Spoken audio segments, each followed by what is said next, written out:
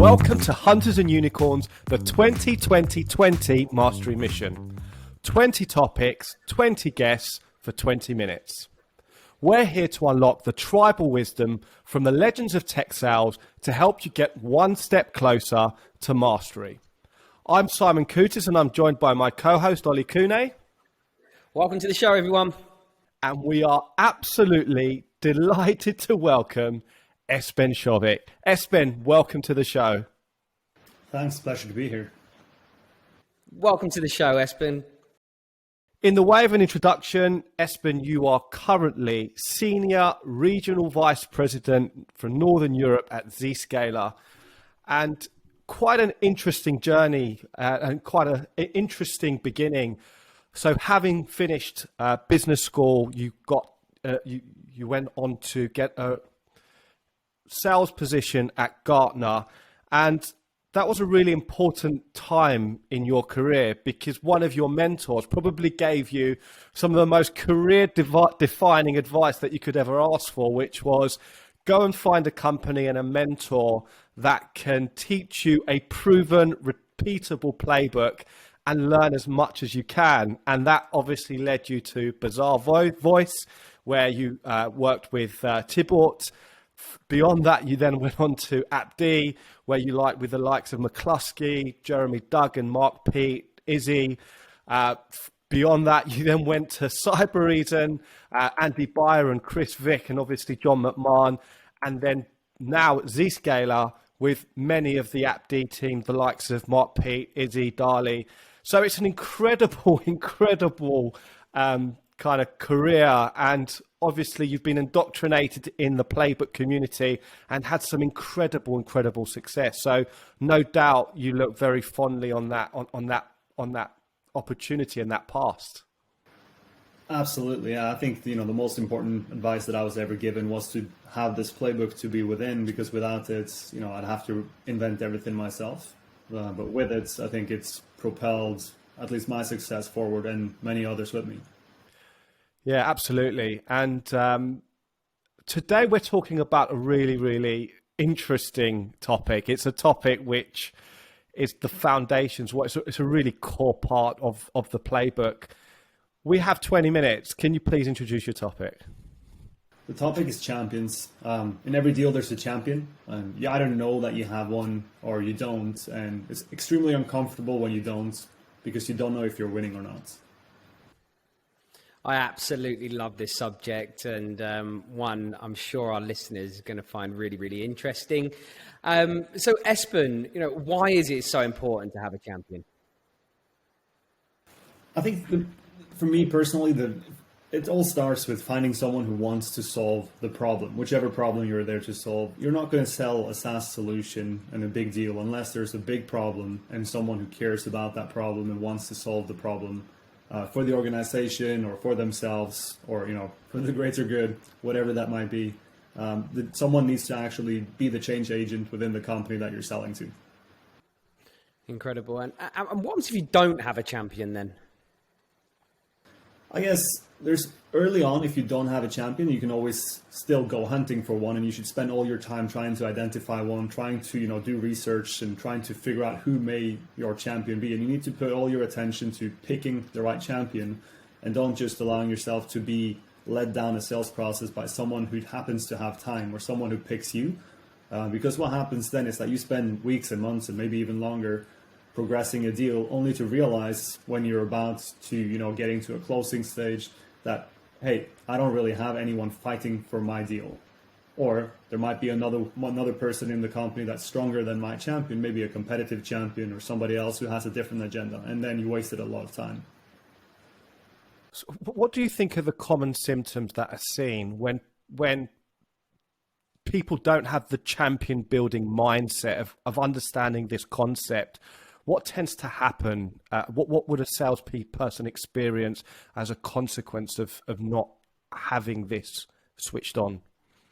Well, I think some people have it very natural, and I think it comes with really caring for solving a problem. You need to be extremely convinced that you can bring value and solve the problem for the company, and then find someone who also cares about solving that problem for the company.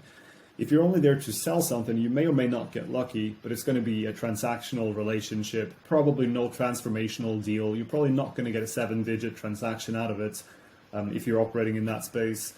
But what you do when you work to, you're convinced, you want to find a champion who's equally convinced that you're the right person and the right solution to make it happen, then you have someone on the inside who's fighting for your deal equally hard as you are. And they can feel that you care about solving the problem for them and for the company. So they will gravitate towards you if you have that level of conviction. Some people, like I said, have it natural. Not everyone has it natural, but thankfully there are some steps that you can learn in order to, train this skill, because it's a muscle like everything else. And when you can consistently execute this and really go identify, build champions, what impact will that have on someone's career? Well, I think what impact it will have on the career, I think most enterprise sellers that are successful, if they look back, they can, they can name a lot of the key champions they've had in their deals, and they can name champions that have helped change and shape their own trajectory, their own deals, their own careers. Because sometimes when you look back, you go back and you realize that one deal that happened, this person who made it happen together with me had such an impact. I have a few of those myself where I sometimes call them and say thank you for the impact that they made on me, and I know that I made on them as well. So within your playbook, obviously the champion is a very central concept. It's not a figure, because there can be multiple champions and different types of champions, but there are some key steps that you tend to follow when it comes to building champions. And one of the first steps within that process is obviously identifying a champion. So tell us about the process of identifying a champion. Where do you start? I think you start with trying to understand, first of all, who are you meeting? Let's say you have a new business meeting. Who are you meeting? What's their agenda? What do they think about company, the company strategy, the big strategic initiatives that are being owned by, let's say you're selling to the IT department. So the big initiatives that are being owned by the CIO, what's their role in driving these initiatives? Do they care about the success of these initiatives? Like, what's basically on their agenda? That's one way.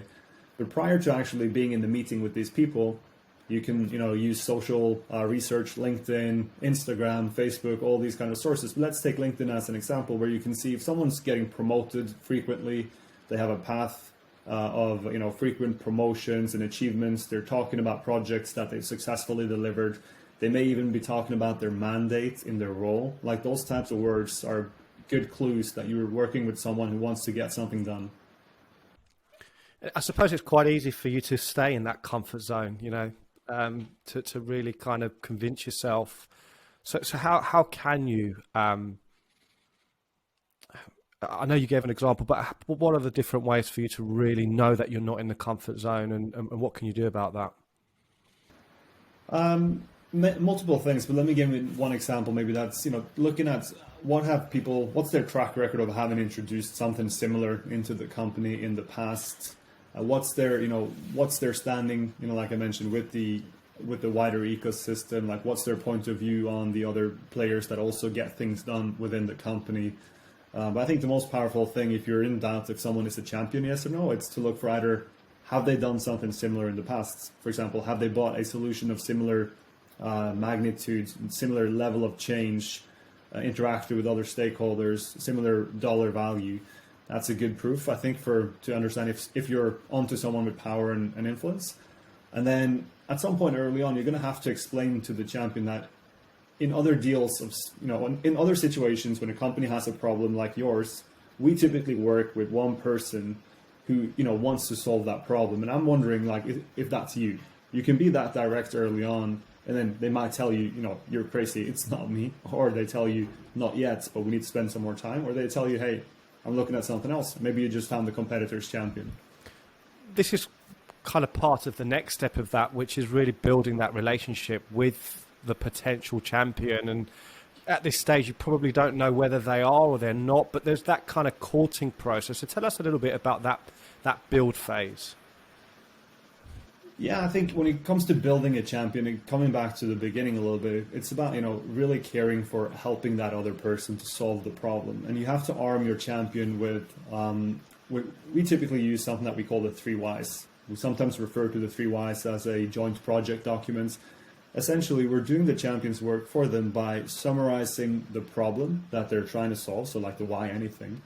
And then you're summarizing, what's a good way of solving this problem? Like what are the use cases that you need to think about, and what are the decision criteria that you should consider looking at? And then also we start already volunteering a go live plan for when the problem should be solved by.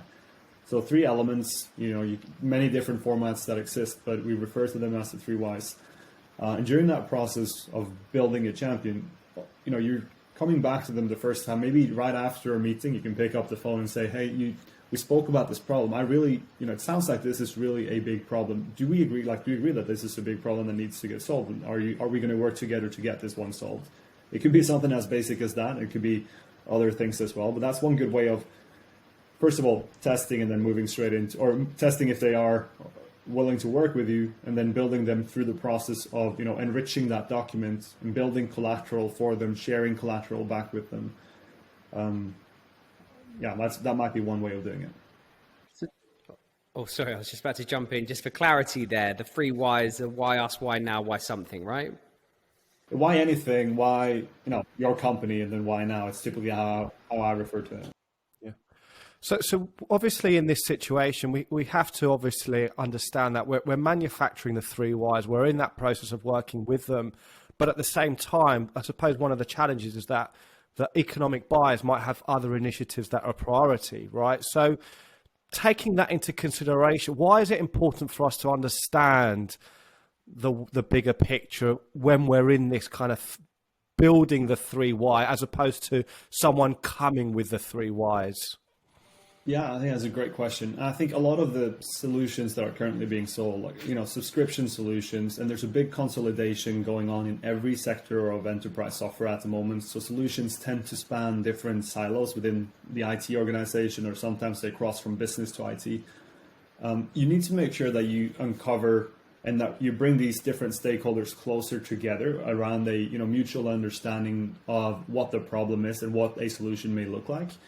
Because otherwise, let's say that you're selling to the head of infrastructure, just to take an example, and then suddenly, the head of network has a different idea of what the solution looks like, and they're championing a competitive solution. So the 3 whys, what it does is when you work with your champion and you go and meet a lot of people and you have a high level of activity in the account, maybe in an enterprise deal you might drive 50 or 100 or more meetings, right? And you go and meet all these people, you show them like, hey, here's the problem that I've recognized that you need to solve. What's your take on this? Then you bring this together to your champion, and then the champion has a better perspective of this problem, and you've added value to them in their career, and they can then leverage that to go and be, the problem solver for the economic buyer. And another way, I'm just going to jump straight to it. Another way of looking at that is try to understand in terms of, what's your champion's idea of the top priorities of the economic buyer or of the company. Most champions with power and influence, they have a point of view on what top priorities are, what needs to get done, in which order things need to get done, and they also have an idea of how to get them done. So if your champion doesn't know what needs to get done, or they need to check with someone, that's a red flag, or at least an amber flag, that you need to go and really think about, is this the right champion? Which is, the next step in the process is really testing that. So you can be quite specific and quite prescribed in terms of being constantly analyzing, do I have a champion or perhaps something else? Yeah, I mean, sometimes people refer to champions too early. It's like you're calling someone a champion too soon and you stop looking for a champion. It's a big problem, I think, because in the beginning people are a potential champion, or they might be referred to as a coach sometimes. They're a person who's friendly but not necessarily power and influence and will to fight on your behalf. So what I recommend here is early on in the sales process, you're looking for micro commitments. You're looking for, let's say you've identified someone that on paper looks like a champion, looks like a champion and smells like a champion, but you're wondering if they're going to act like a champion. So what you're looking for is the micro commitment. Is, will they take the next step? Will they, introduce you to a colleague? Will they share, a PowerPoint template from the company so that you can build your 3 whys on that company's deck? Will they, share a specific set of information, for example? But, you have to gauge whether or not you can ask those types of questions early. But micro commitments and looking for someone who's following through on those commitments is always a good starting point. And then later on, you test them with more tougher tests. Essentially, like you have a tougher set of tests that you run on the champion later on. But in the beginning, it's just looking for, will they engage? Before we talk about how you actually can then, once you have a champion, use your champion, because I think that's obviously the fourth step in this process. It'd be really good to understand just a little bit more detail around how you can create that mutual relationship where the champion wants to go and fight on your behalf, because they might have the power and influence, but why should they go and fight for you? Well, it depends a little bit on what they want to achieve, right? So I think it's important to understand why does it matter for them if they solve the problem? Like, are they looking at it because it gives them better sleep at night? If you're a security person, for example, and you just want to sleep and not have a phone call in the middle of the night, that might be a big personal win for them. Or if they're looking for their next promotion, or if they're looking to build their own brands, it could be different things. I think it starts with educating them and making that connection between your solution and whatever they want to achieve in their career or in their life and every day. And sometimes as vendors, we underestimate how much we can actually give to individuals on the customer side. For example, we can open doors to our C-suite and executives and leaders on our side. We can connect them to other professionals that are more senior than them in similar or adjacent industries in the same country or in other countries if they want to move their career internationally. Or you can highlight the great work that they're doing towards the EB and towards a wider set of people on their side, or give them a speaking slot at an event, run a podcast with them, for example, like this one. There are many things that you can do to help lift someone, not necessarily on a pedestal, but you can lift them up in their career in a way that they can't do without your help. And we have to realize that that's power. Wow. This is obviously the semantics of how you start to leverage your champion to really tip the balance of the deal in your favor. So just tell us a little bit more about that. Yeah, I think, on one side, when you're educating a champion, you're educating them about your solution, what you can do for them and what value you might be able to bring. And the other side of the trade is that they educate you about how to sell to them, both from a solution perspective, like what is it that you need to bring to them, but also how do you navigate the company politically, commercially, who are the stakeholders, etc.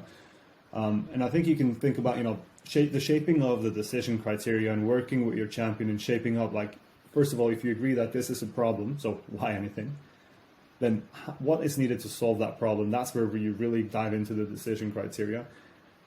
Working with your champion and really defining what value looks like and why your unique capabilities are uniquely better for them and adds value over and above what any competitive solution can do.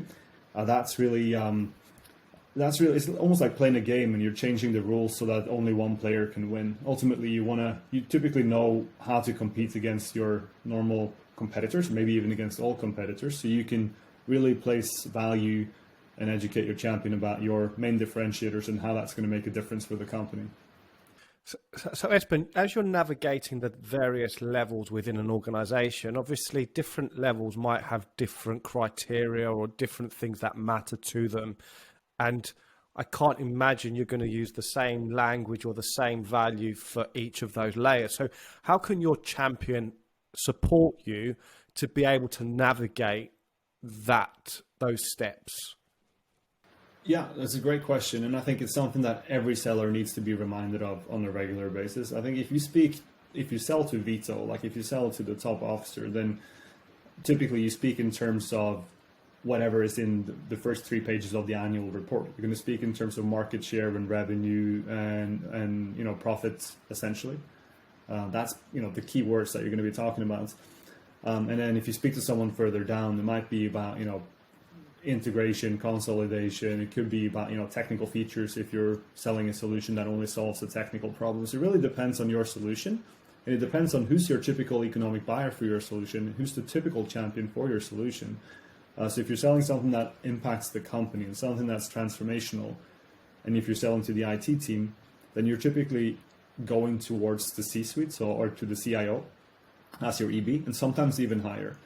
If that's the case, I think you need to be communicating in a very different way towards the CIO than what you do at, at a technician level, regardless of which role that technician has. I think, it's good to be aware of it, but you need to connect the dots and connect, the technical criteria all the way up to the differentiated value and how those particular technical criteria are going to help drive more market share or more profitability.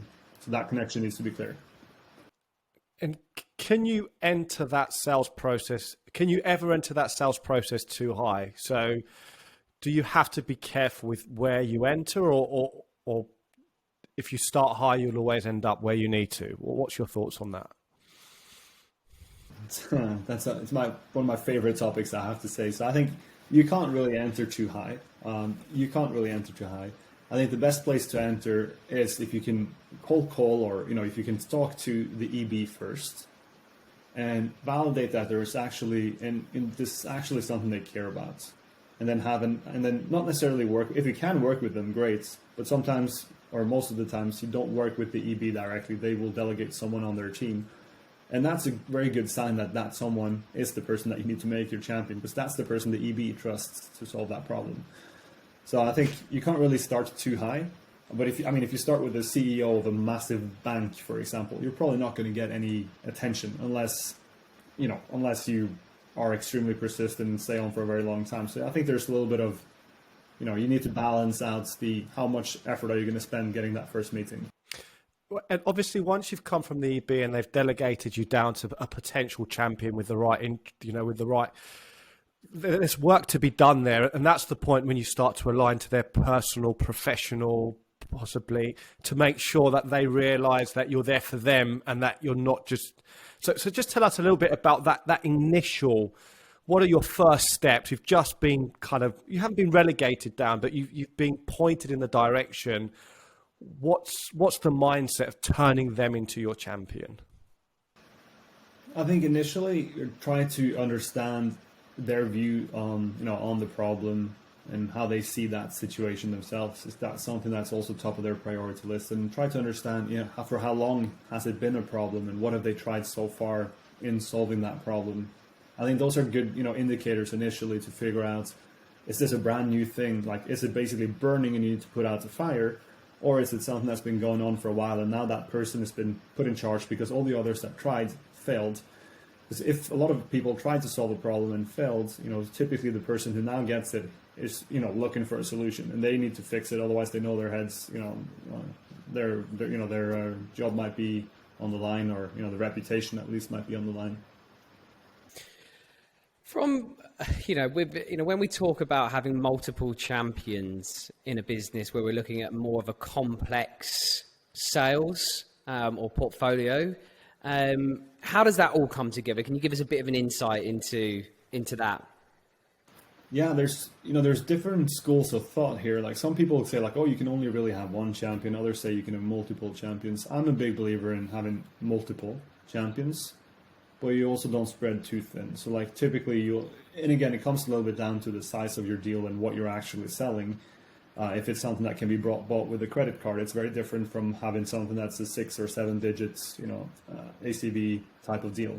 But I think you need to try to think about who could the potential champions be. Like, a good exercise in this regard is to look at all the deals in your company that closed maybe the last year and ask the sellers, who was your champion? Look at their title and seniority, etc. Try to understand who the champions are. You're going to see that there's going to be 5, 10, 15, 20 different roles.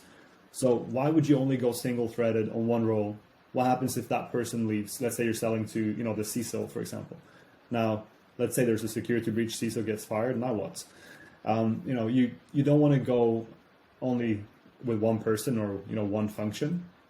You want to make sure that you spread out a little bit, but then eventually you're going to have to look at and try to understand who's going to take accountability for getting the deal done. And that's then ultimately who you spend the majority of your time with throughout the deal cycle. Yeah, I think this is a really kind of good place to kind of go to your advice for our viewers and our listeners. What is it that they should do as a result? You know, what steps or what would you advise them to try? I think if you're an individual contributor or a regional director, for example, you have a forecast and you're looking at your deals, I would say that, useful exercise is just to list your deal, the size of the deal, the name and title of the champion, and compare it also to, the top deals that closed last fiscal in your company, just to get a feel for where are you on the map. Like, are your champions at the same level? Are they more senior? Are they more junior? Title doesn't say everything, but it gives you a clear indication on, are you, in the right place? Or it can give you an indication of that. Sometimes you see a lot of roles that are either too junior or too far down, too technical, for example. And if you have someone who's an engineering role or a technician role or like a manager role and a 7-digit deal, then you're probably not working with the right person, or you're not coining the right person as your champion. And in fact, what's happening in the background is that person is internally selling to someone else who is the person that should be your champion. So you obviously want to understand that as quickly as possible and not mistake your actual champion in the deal for being the EB, because that's something that quite often happens, is that you sell to someone and then they refer to this other person as the decision maker, but that other person then also has another, an EB above them. So then you know that your champion is typically one that should be one level higher.